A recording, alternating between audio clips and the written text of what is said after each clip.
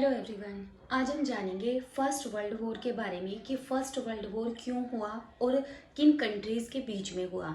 जो first world war है वो मेनली कहाँ पे हुआ था, वो यूरोपियन कंट्रीज से स्टार्ट हुआ था। फिर धीरे धीरे बाकी जो कॉन्टिनेंट की कंट्रीज़ हैं वो भी उसमें शामिल होती गई और ऐसा बोला जाता है कि 37 कंट्रीज थी जब ये वर्ल्ड वॉर हुआ था। तो इसमें 37 कंट्रीज़ ने भाग लिया था।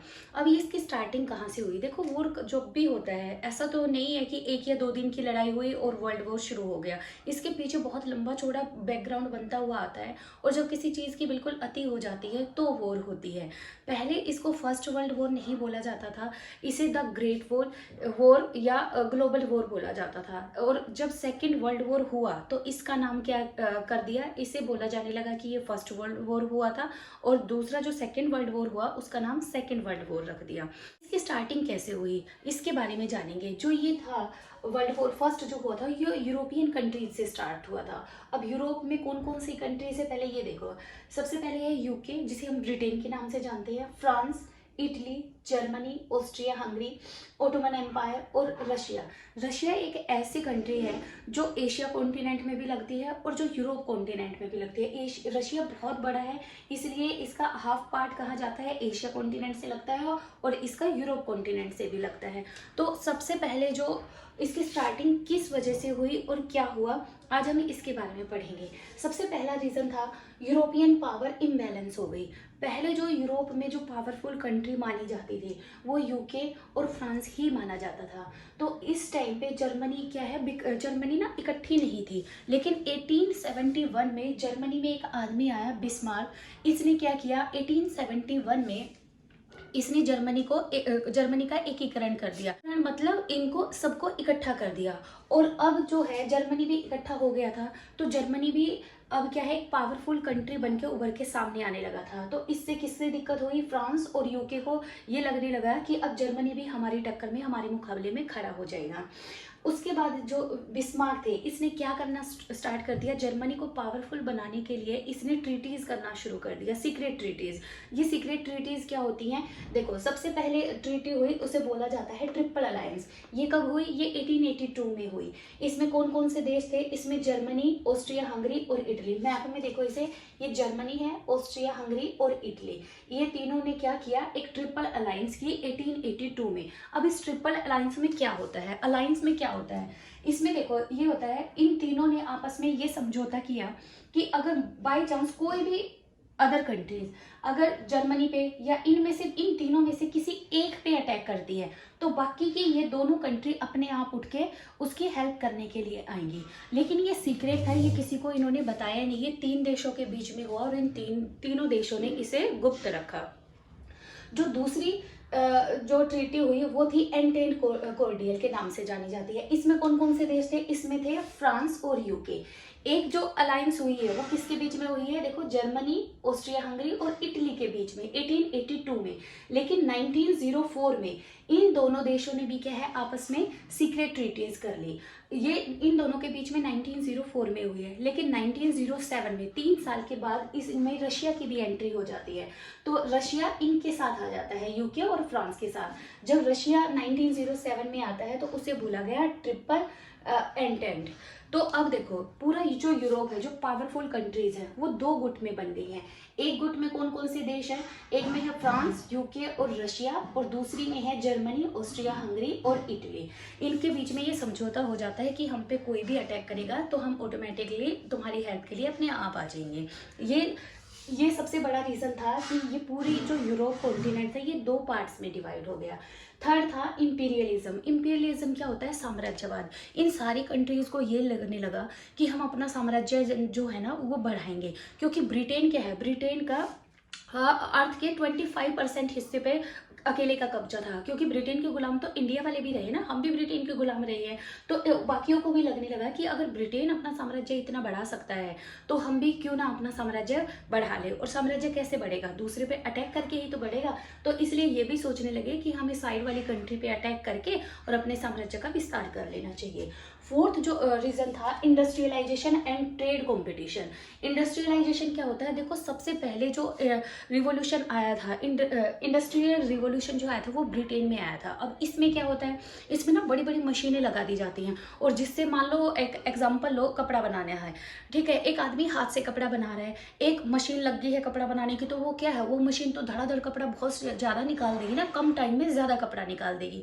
अब इस तरह की जो इंडस्ट्री है वो किसने लगाई, सबसे पहले ब्रिटेन ने लगाई। ब्रिटेन ने बहुत बड़ी बड़ी फैक्ट्रियाँ, बड़ी बड़ी कंपनियां लगा ली, जिससे क्या है फटाफट ये क्या है प्रोडक्शन करने लग गए। अब प्रोडक्शन करने लग गए तो क्या, अभी ने सामान तो बना लिया, लेकिन बेचने के लिए क्या मार्केट भी तो चाहिए, तो इन्होंने क्या करना शुरू कर दिया, ट्रेड करना शुरू कर दिया। और इनकी देख हम देख किसने, फ्रांस ने भी शुरू कर दिया। तो धीरे धीरे क्या है, बाकी कंट्रीज को भी लगने लगा अगर ये इंडस्ट्रियलाइजेशन करके ट्रेड करके पैसा कमा सकते हैं तो हमें भी तो कमाना चाहिए। तो बाकी कंट्रीज ने भी क्या करना शुरू कर दिया, ऐसे ही इंडस्ट्रिया लगा के और उसमें ट्रेड करना शुरू कर दिया। लेकिन जब तक जर्मनी और इटली इस काम में सबसे पीछे थे ट्रेड में, लेकिन जब इन्हें पता लगा कि हमें भी ऐसे करना चाहिए, तो जर्मनी और इटली का ने प्रोडक्शन तो कर लिया, लेकिन ये कहाँ बेचे, ट्रेड कहाँ करें, इनके लिए मार्केट ही नहीं बचा। तो इसलिए इन्होंने क्या किया, जिसमें यूके और फ्रांस अपना ट्रेड करते थे जिन कंट्रीज में, उन्हीं कंट्रीज में इन्होंने भी अपना ट्रेड करना शुरू कर दिया। इससे क्या है, इनका कंपटीशन बढ़ गया, और कंपटीशन बढ़ गया तो इनको भी गुस्सा आने लगा कि हमारी जो मार्केट थी उसमें ये क्यों अपना ट्रेड करने लगे हैं, ठीक है। तो एक रीजन ये भी था जिससे इनके बीच में आपसी तनाव बढ़ता जा रहा था।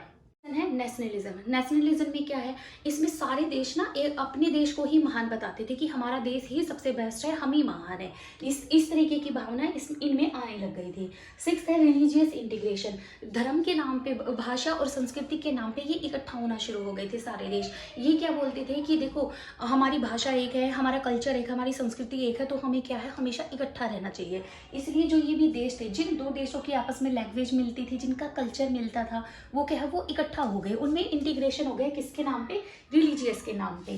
उसके बाद थे न्यूज़पेपर। न्यूज़पेपर क्या करते थे, न्यूज़पेपर एक मान ले एक कंट्री में न्यूज़पेपर निकला है तो उसमें वो दूसरी कंट्री की बुराई लिखते थे। अब जब दूसरी कंट्री के लोगों को ये पता लगता था न्यूज़पेपर के बारे में कि उस कंट्री के न्यूज़पेपर में हमारे देश के बारे में गलत बातें लिखी है, तो क्या है इनको आपस में इनका गुस्सा बढ़ता जा रहा था। उसके बाद था लैक ऑफ इंटरनेशनल ऑर्गेनाइजेशन। उस टाइम पे कोई भी एक भी ऐसी ऑर्गेनाइजेशन नहीं थी जो सारी कंट्रीज पे नज़र रख सकती, इन्हें वॉर करने से रोक सकती। आज क्या है, आज तो हमारे पास यूएनओ है। यूएनओ क्या करती है, अगर एक कंट्री दूसरी कंट्री पे अटैक कर रही है तो उनके बीच में आती है और उनको रोकती है, उनके बीच में समझौता करवाती है, नज़र रखती है यूएनओ आज हमारी। लेकिन उस टाइम पे क्या था, उस टाइम पे तो कोई भी ऐसी ऑर्गेनाइजेशन बनी ही नहीं थी, और नहीं बनी थी तो कोई भी देश किसी दूसरे देश पे अटैक बहुत इजीली कर सकता था। लास्ट रीजन है मिलिट्रिज्म। अब ये सारा जो ट्रेड कर रहे हैं, इनकी आपस में कंपटीशन बढ़ता जा रहा है, अपने देश को बड़ा बनाने का है, अपना साम्राज्य भी बढ़ाना है। ये सब किस वजह से होगा, जब इनके पास अच्छी मिलिट्री होगी तभी तो हो पाएगा। अगर मिलिट्री अच्छी नहीं है, इनके पास हथियार नहीं है, तो ये कैसे दूसरे देश पे अटैक कर सकते हैं। तो अटैक करने के लिए, अपना साम्राज्य बढ़ाने के लिए, अपने देश को महान दिखाने के लिए इन्हें किसकी जरूरत थी, सबसे ज्यादा जरूरत थी इन्हें मिलिट्री की। तो इन्होंने क्या कर दिया, गुपचुप तरीके से अपनी मिलिट्री को बढ़ाना शुरू कर दिया। इन्होंने टैंक और जो बारूद, जो वेपन्स थे, वो अलग अलग तरीके के वेपन बनाना शुरू कर दिए, और इन्होंने इतने हथियार बना लिए। ऐसा बोला जाता है कि जर्मनी और फ्रांस ने अपनी, इनके पास जितनी भी पूंजी थी, जितनी भी धन था, उसका 85% ये दोनों कंट्रीज किस पे, अपनी आर्मी पे खर्च करती थी। क्या हुआ, इन सब के पास अब बहुत ही बड़े पैमाने पे क्या थे, हथियार हो चुके थे। अब एक तरीके से ये लगा लो पूरा यूरोप एक बारूद के ढेर पे बैठा था। अब इस बारूद के ढेर पे चिंगारी लगाने का काम किसने किया, ऑस्ट्रिया हंगरी के राजकुमार की मौत ने। अब ऑस्ट्रिया हंगरी के राजकुमार की मौत कैसे हुई, हम थोड़ा इसके बारे में जान लेते हैं। ऑस्ट्रिया हंगरी में एक राजा था फ्रेंच जोसेफ, ये 1889 में राजा था यहाँ पे। तो इसके 3 बेटे थे, लेकिन इसके तीनों बेटे बिल्कुल भी लायक नहीं थे, बिल्कुल तीनों नालायक थे। तो इसने क्या किया, अपना, इसका एक भतीजा था, इसने अपने भतीजे को नेक्स्ट युवराज घोषित कर दिया। ये होता है ना कि पहले भी आपने मूवी वगैरह में देखा होगा कि राजा है तो वो अपना बड़े बेटे को कहे युवराज घोषित कर देता था, और जब राजा की डेथ होती थी तो राजा की डेथ के बाद वो नेक्स्ट राजा बनता था। तो इसने भी क्या किया, अपने तीनों बेटों की बजाय किसे घोषित कर दिया, अपने भतीजे को नेक्स्ट युवराज घोषित कर दिया कि मेरे मरने के बाद मेरा भतीजा ऑस्ट्रिया हंगरी का नेक्स्ट राजा बनेगा। अब देखो इसने बोल तो दिया, लेकिन कहीं ना कहीं इंसान को ये रहती है कि मेरे 3 लड़के थे, मैंने अपने तीनों लड़कों को राजा नहीं बनाया, और जितनी भी प्रॉपर्टी है सारी मैंने अपने भतीजे को दे दी। तो इसको भी ये चिंता कहीं ना कहीं रहती थी। तो इसने अपने भतीजे को बोला कि तुम्हारी शादी जो होगी तो वो शाही अंदाज में बिल्कुल नहीं होगी, और ना ही उसमें कोई भी शाही लोग शामिल होंगे। और शादी के बाद जब तुम्हारे बच्चे होंगे तो उनका इस मेरी प्रॉपर्टी पे कोई भी अधिकार नहीं रहेगा, सिर्फ तुम्हारा रहेगा। जब तक जिंदा हो तुम राजा रहोगे, लेकिन तुम्हारे बच्चे इस एम्पायर के राजा बिल्कुल नहीं बनेंगे। तो ये बात काफी टाइम ये इसने कब कर दी थी, 1889 में। अब इसी का राज चल रहा है। धीरे धीरे क्या है, 1914 आ जाता है। 1914 में जब इसकी शादी भी हो जाती है, जो इसका भतीजा था उसकी शादी हो जाती है, और ये राजा ना जोसेफ ये बीमार हो जाता है। तो ऐसा लगने लगता है कि अब जोसेफ की डेथ हो जाएगी और नेक्स्ट राजा इनका भतीजा बनेगा। तो इनका भतीजा अपनी वाइफ को लेके, जून की छुट्टियां चल रही थी, तो अपनी वाइफ को लेके ऑस्ट्रिया हंगरी से वो सर्बिया में घूमने के लिए निकल पड़ता है। जब ये यहाँ से चलने लगा तो हर राज्य का एक गुप्तचर विभाग होता है ना, जो अंदर की खबरें देता है कि आसपास क्या चल रहा है, कहीं आपकी जान को खतरा तो नहीं है।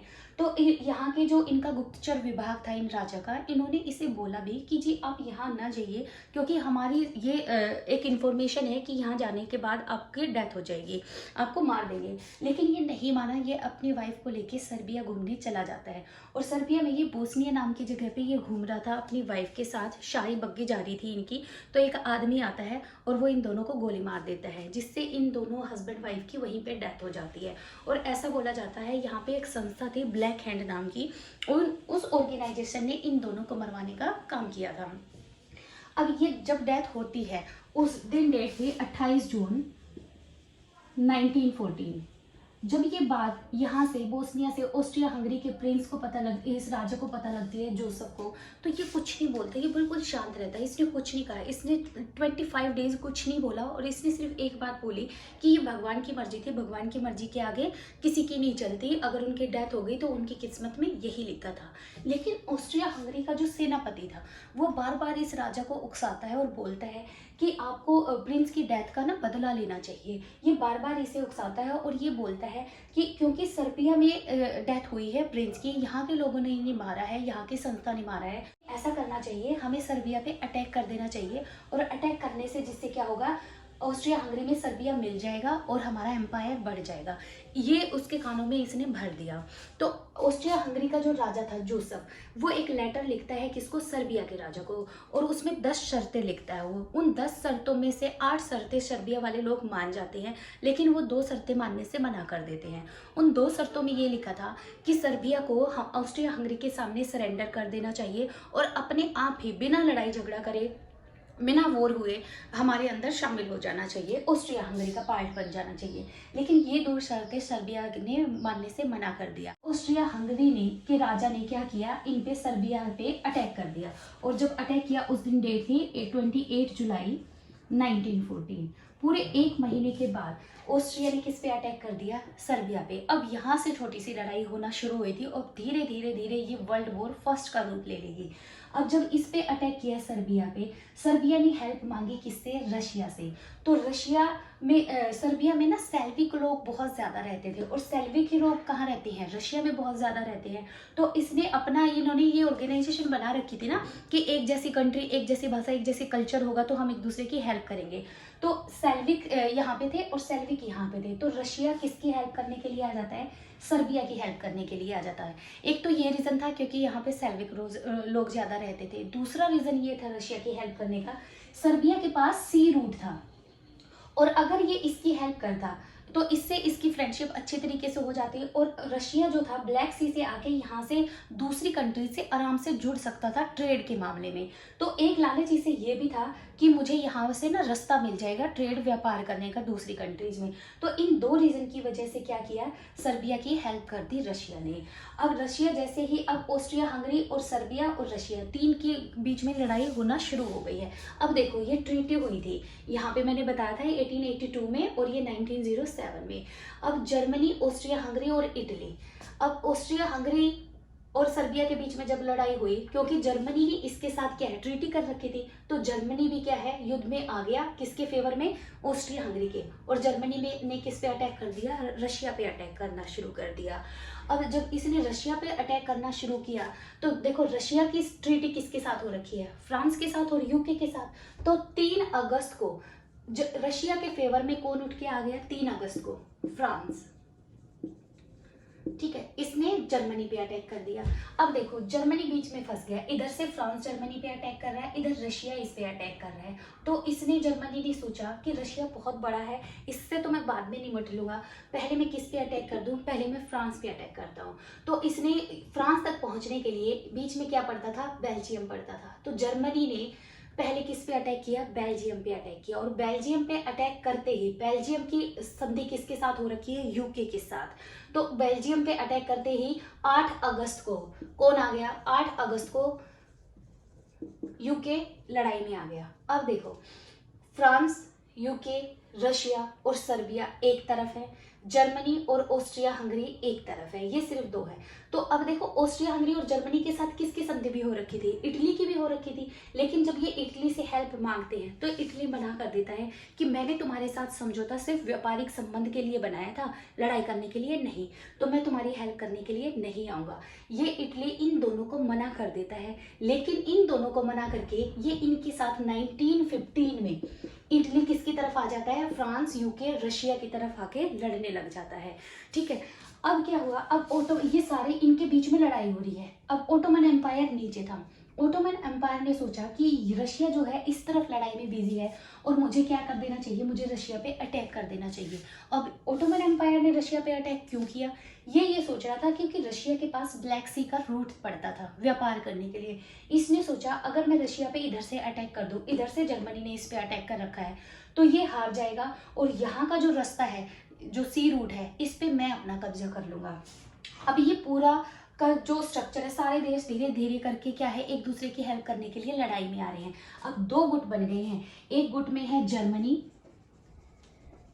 ऑस्ट्रिया हंगरी और ओटोमन एम्पायर, ओटोमन एम्पायर। दूसरे में क्या है, फ्रांस,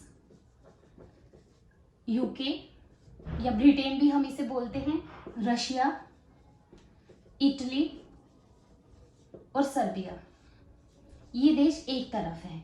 अब ये क्या है, इनको बोला गया अलाइड पावर और इनको बोला गया सेंट्रल पावर, सेंट्रल पावर।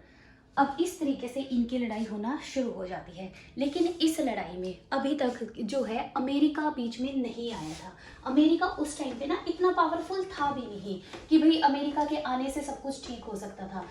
अब जो यूरोप था दो गुटों में बट गया था। एक थे अलाइड पावर, अलाइड पावर में कौन कौन थे, रशिया, फ्रांस और ब्रिटेन और यूएसए आया था 1917 में, और 1918 में क्या है, लड़ाई बंद हो गई थी। सेंट्रल पावर में कौन कौन थे, ऑस्ट्रिया हंगरी, जर्मनी और ओटोमन एम्पायर। ये दो पार्ट्स में डिवाइड हो गया था। अभी अमेरिका नहीं है युद्ध में। युद्ध कब स्टार्ट हुआ है, 1914 में, लेकिन अमेरिका की एंट्री कब हुई है, 1917 में। जब अमेरिका की यूएसए की एंट्री होती है लड़ाई में, तो रशिया 1917 में बाहर निकल जाता है। रशिया लड़ाई से बाहर क्यों गया 1917 में, अब इसका रीजन जानते हैं। इसका रीजन क्या है, रशिया में ना रिवोल्यूशन चल रहा था अपने ही देश में, अपने राजा के खिलाफ। यहाँ एक राजा था सार निकोलस, और ये बिल्कुल भी अच्छा नहीं था, जनता इससे बिल्कुल भी खुश नहीं थी। लेकिन उसी टाइम इसने पहले ही जनता इससे खुश नहीं है, और ये किस में आ गया, सर्बिया की हेल्प करने के लिए इसी लड़ाई में कूद गया। इससे क्या हुआ, अब जब ये लड़ाई में है इसकी सेना भी तो मरेगी ना। इसकी सेना के 70 लाख लोग मर गए। ऐसा बोला जाता है जब लड़ाई चल रही थी तो 70 लाख लोग मर गए थे। अब 70 लाख लोग मरने का मतलब है 70 लाख घरों के लड़के में कोई बूढ़ा आदमी तो होता नहीं है, तो जवान बच्चे ही होते हैं। तो 70 लाख घरों के क्या है, बेटे एक्सपायर हो गए थे। इससे क्या है, पहले ही जनता अपने राजा से खुश नहीं थी सार निकोलस से, इसके और ज्यादा एंटी हो गई। तो जब इसे लगा राजा को कि धीरे धीरे ना रिवोल्यूशन बहुत ज्यादा बढ़ रहा है, तो इसने अपनी आर्मी को बोला कि तुम पीछे हट जाओ। और इसने, राजा ने एक आदेश दिए कि जब तुम पीछे हटो, लड़ाई से पीछे की तरफ आ जाओ अपने एरिया में, बॉर्डर को छोड़ के, जैसे यहाँ बॉर्डर पे सेना है, तो इसने बोला कि जब तुम पीछे हटो तो इतने पोर्शन में जो भी खेती है, जो भी बिल्डिंग है, उन सबको तुम तोड़ के आना। अब देखो रशिया की ही ये चीजें हैं और रशिया का राजा बोल रहा है कि तुम ये सारी चीजें खत्म करके आना। अब राजा ने ऐसा क्यों बोला कि अपने ही देश की सारी चीजें, बिल्डिंग वगैरह, खेती वगैरह सब नष्ट करके आना। राजा ने सोचा कि जर्मनी के, जब ये मेरी सेना पीछे हटेगी तो जर्मनी की सेना क्या है, अंदर रशिया की तरफ आएगी। अब जब ये अंदर की तरफ आ गए और हमारी सेना पीछे हट रही है। अगर इन्हें यहाँ पे खाने के लिए, रहने के लिए अगर सारी सुविधाएं मिल गई तो जर्मनी के लोग वापस क्यों जाएंगे? तो ये यहीं पे अटैक करके और यहीं पे बस जाएंगे और हमारा ये वाला हिस्सा क्या है, जर्मनी के पास चला जाएगा। तो राजा ने ये सोच के आदेश दिया कि यहाँ की सारी चीज़ें ना तुम नष्ट करके आ जाना, ताकि जब जर्मनी की सेना रशिया में एंटर करे तो उन्हें रहने के लिए, खाने के लिए कुछ ना मिले और वो वापस अपनी कंट्री में चली जाए।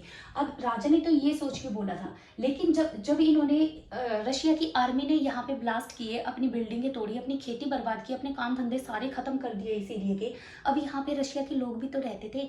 ऐसा बोला जाता है कि 30 लाख लोग, जब इन्होंने आर्मी ने ये सारी चीज़ें यहाँ पे बर्बाद की ना, तो 30 लाख लोग ऐसे थे जो बेघर हो गए, जिनका घर परिवार यहाँ पे नष्ट हो गया, जिनकी खेती नष्ट हो गई।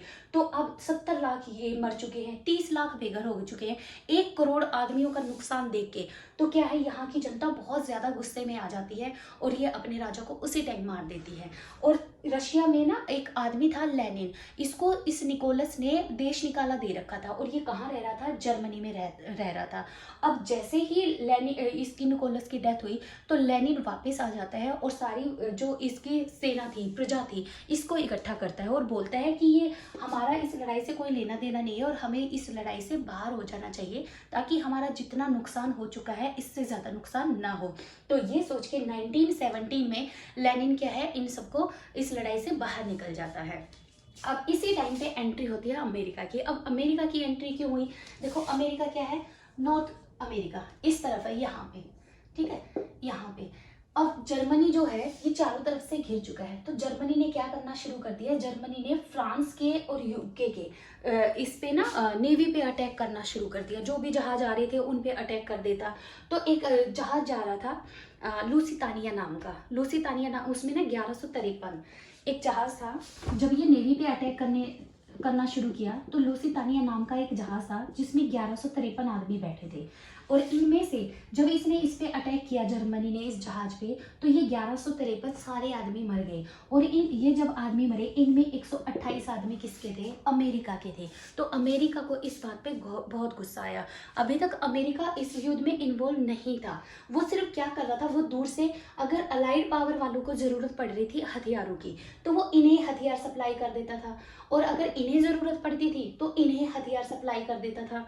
यहाँ पे अमेरिका के पास हथियार बहुत ज्यादा थे। अमेरिका सिर्फ हथियार सप्लाई करके ही खुश था और बदले में वो फ्री में नहीं दे रहा था इन्हें इससे काफी अच्छा मोटा पैसा ले रहा था। अब लड़ाई होगी, वॉर होगी तो वेपन तो चाहिए ना, और वेपन इन्हें कौन प्रोवाइड करवा रहा था दोनों को, अमेरिका। अब अमेरिका ने इनसे ना खूब पैसा कमा लिया है। पहले अमेरिका इतना पावरफुल नहीं था, लेकिन 4 साल लगातार इनसे पैसा ले रहा है और इन्हें हथियार सप्लाई कर रहा है। ये तो आपस में लड़ रहे हैं, लेकिन पावरफुल कौन होता जा रहा है, अमेरिका इस टाइम पे होता जा रहा है। लेकिन अमेरिका को गुस्सा कब आया, जब इसके 128 आदमी मर गए। तो अब यहाँ का जो राष्ट्रपति था, जो प्रेसिडेंट था अमेरिका का, उसका नाम था वुड्रो विल्सन। वो अपने पार्लियामेंट में ये बात रखता है कि अब हमें लड़ाई में शामिल होना पड़ेगा क्योंकि हमारे 128 आदमी मर चुके हैं। तो ये सोच के फिर वो क्या करता है, एक लेटर तैयार करता है। उसमें 14 कंडीशन थी। उन 14 कंडीशन में क्या थी कि जब हम लड़ाई में उतरेंगे और लड़ाई खत्म होने के बाद हम इन 14 कंडीशन को लागू करेंगे। उनमें मेनली क्या थी, उनमें मेनली ये थी कि हम एक ऐसी ऑर्गेनाइजेशन बनाएंगे जो पूरे वर्ल्ड पे ये ध्यान रखेगी कोई भी एक कंट्री दूसरी कंट्री पे अटैक ना करे। और जब ये आए और युद्ध खत्म हुआ तो एक ऐसी ऑर्गेनाइजेशन बनी जिसका नाम था लीग ऑफ नेशन। और वुड्रो विल्सन ने बोला कि हम साम्राज्यवाद को ख़त्म कर देंगे, कि भाई ये नहीं है कि अपनी टेरिटरी बढ़ाने के लिए दूसरे पे अटैक किए, ये साम्राज्यवाद ही हम ख़त्म कर देंगे। तीसरा सबसे मेन रीज़न जो इस लड़ाई का था वो क्या था, जो गुपचुप से इन्होंने ट्रीटीज़ की थी, जो अलायंस किए थे। तो इसने बोला कि आज के बाद दो देश कोई भी एक दूसरे से कोई भी अलायंस करते हैं तो वो सीक्रेट नहीं रखा जाएगा, वो ओपनली होगा। ये सब कंडीशनों के आधार पर क्या है, अमेरिका लड़ाई में आ जाता है 1917 में। उसके बाद इन सब में लड़ाई होती है। लड़ाई होने के बाद जर्मनी का जो राजा था इस टाइम पे, वो हॉलैंड भाग जाता है। और जैसे ही वो हॉलैंड भागा तो 11 दिसंबर, अब जब राजा ही नहीं तो जनता कहाँ से लड़ेगी, तो 11 दिसंबर 1918 को जर्मनी जो है सरेंडर कर देता है। और सरेंडर करने के बाद ये युद्ध खत्म हो जाता है। अब लड़ाई हुई है, चाहे कोई जीता चाहे हारा, देश में क्या है, पूरे वर्ल्ड में मंदी तो आएगी ना, इसके कुछ इफेक्ट भी पड़ेंगे। अब हम पढ़ेंगे कि इसके इफेक्ट क्या क्या पड़े। सबसे पहले क्या था, अर्थव्यवस्था गिरी, बेरोजगारी बढ़ी और गरीबी भी बढ़ गई। अब देखो कोई भी लड़ाई हो, वो अगर लड़ रहे हैं, चाहे जीती हो चाहे हारी हो, नुकसान तो सबका होगा और सबका नुकसान होगा। सबके धन प्रॉपर्टी जो है सब नष्ट हो गई है, बहुत सारा पैसा बर्बाद हो गया है। तो क्या है, सबकी अर्थव्यवस्था तो जीडीपी तो गिरेगी ही गिरेगी ना। उससे क्या होगी, जब सारे ही काम धंधे फैक्ट्री वगैरह सब टूट गई, सब कुछ जल गया, तो क्या है, वहाँ के लोगों को रोजगार ही नहीं मिलेगा। रोजगार बेरोजगारी होगी तो क्या है, गरीबी तो अपने आप ही होगी। दूसरा क्या है, यहाँ पे यूरोप का प्रभाव कम हो गया। यूरोपियन कंट्रीज जो इतनी पावरफुल उभर के सामने आ रही थी, अब क्योंकि सब लड़ाई में एक दूसरे को बर्बाद कर चुके हैं, तो क्या है, यूरोप कंट्रीज का पर जो इफेक्ट था वो कम हो गया। और इस टाइम पे सुपर पावर बन के कौन उभरा, यूएसए उभरा। क्योंकि यूएसए के पास युद्ध में जो हथियार उसने बेचे थे, उससे क्या है, उसके पास पैसा बहुत ज्यादा आ गया है। अमेरिका होगा वो एक सुपर पावर बन के उभर के सामने आएगा।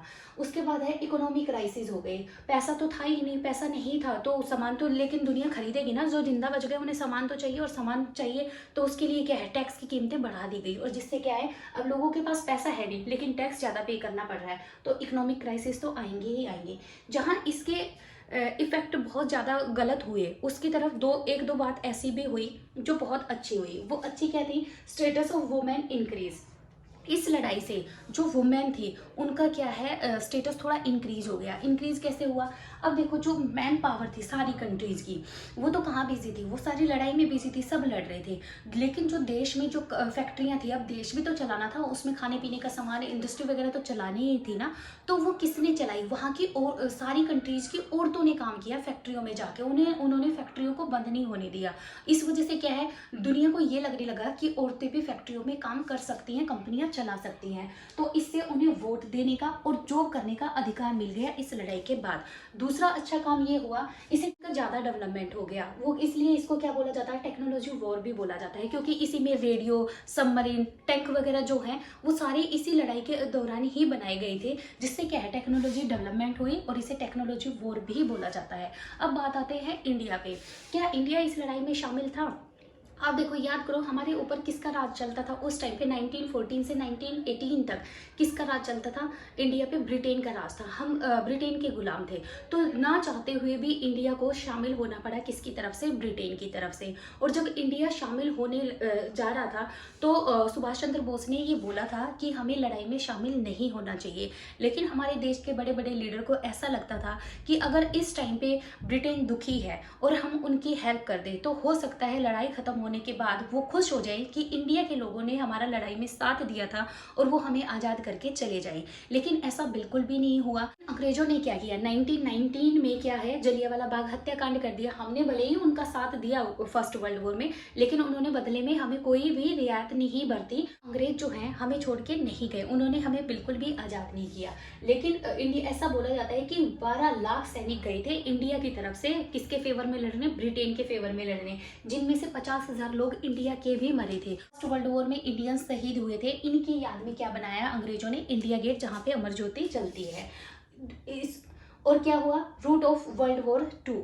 इसका क्या मतलब है, ऐसा बोला जाता है कि फर्स्ट वर्ल्ड वॉर के खत्म होने के बाद जो संधियां हुई, जो बाद में डिसीजन लिए गए, उससे ही सेकेंड वर्ल्ड वॉर का क्या है, बीज वहां पे पड़ गया था। जो सेकेंड वर्ल्ड वॉर हुआ वो फर्स्ट वर्ल्ड वॉर की वजह से हुआ था। अब इसके 2 रीजन हैं जिसकी वजह से सेकेंड वर्ल्ड वॉर के बीज यहीं से बो दिए गई थे।